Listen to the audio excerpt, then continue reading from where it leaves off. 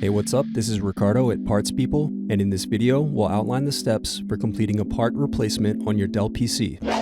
Visit our website and use this coupon for a 5% off discount.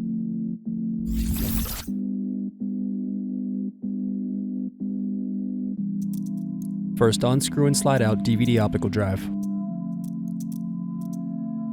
Then unscrew and remove bottom base.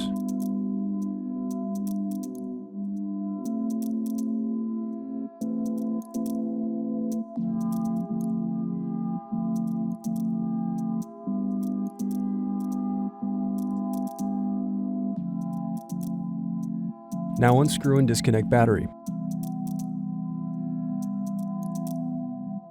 Thanks for watching. Don't forget to like and subscribe if you enjoyed this video. And if you need more, check out this playlist to watch other tutorials for your laptop.